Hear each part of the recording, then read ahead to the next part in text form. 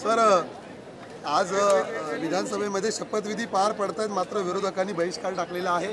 कारण ईव्हीएमचं दिलं जात आहे. कशा प्रकारे बघता ईव्हीएमच्या मुद्द्याकडे? शपथविधी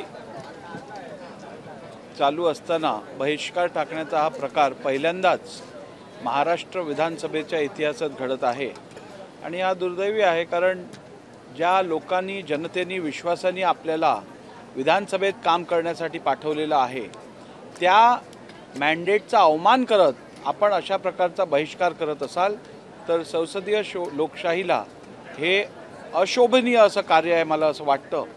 आणि बहिष्कार टाकून आपण स्वतःच्याच निवडीसंदर्भात शंका उपस्थित करत आहात का, असा एक प्रकार किंवा अशी एक विचार हा लोकांसमोर येत आहे.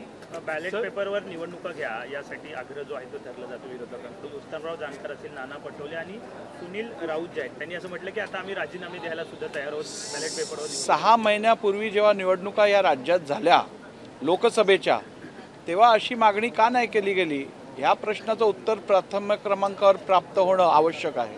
राहुल गांधी सुद्धा त्या गावात येणार आहेत आणि लॉंग मार्च जो आहे तो काढणार आहेत. नाही, आपल्या संविधानात भारतीय नागरिक कुठेही फिरू शकतो, देशातल्या कुठच्याही कोपऱ्यात जाऊ शकतो. आणि जेव्हा जेव्हा राहुल गांधी एखाद्या राज्यात आले आहेत तेव्हा त्यांच्या पक्षाच्या विरोधात असणाऱ्या पक्षाचा नेहमी फायदा झालेला आहे. सर, तुम्ही आज बऱ्याच जणांनी शपथ घेतलेली नाही आहे, जर कसं असतं, कारण की जर शपथ नाही घेतली तर पुढच्या कामकाजात शपथ घेईपर्यंत विधानसभेच्या कामकाजात त्यांना सहभाग घ्यायला मिळणार नाही आणि त्यामुळे विधानसभेच्या कामकाजात भाग घ्यायचा असेल तर शपथ घेतल्याशिवाय आपण भाग घेऊ शकणार नाही. सर, राजीनाम्यासंदर्भातच अशी गोष्ट आहे की महादेव जानकर उत्तमराव जानकर वगैरे जे इतर नेते म्हणतात की आम्ही राजीनामा द्यायला तयार आहोत. नेमका राजीनामा कुणाजवळ द्यायला हवा, प्रदेशाध्यक्षांजवळ की विधानमंडळात? नाही, जर का त्यांना आपल्या सदस्यत्वाचा राजीनामा द्यायचा असेल तर तो राजीनामा त्यांना विधानसभेच्या अध्यक्षांकडेच द्यायला लागेल. सर, दुसरी एक बातमी आहे की सातत्याने विधानसभा अध्यक्षाच्या निवडीसंदर्भात प्रश्न उपस्थित केले जात आहेत. वेगवेगळी नावं समोर येत आहेत. नेमकी ही प्रक्रिया कधीपर्यंत होऊ शकते? कुणाचं नाव या संदर्भातला निर्णय पक्षश्रेष्ठी घेईल आणि पक्षश्रेष्ठी या संदर्भातली माहिती आपल्याला देऊ शकेल. या संदर्भातली कोणतीही माहिती माझ्याकडे नाही आहे. आधी तुमचं नाव होतं, मग सुधीर मुनगंटीवारांचं नाव आलं, पुन्हा कालिदास कोळंबकर यांचं नाव पुढे येत आहे.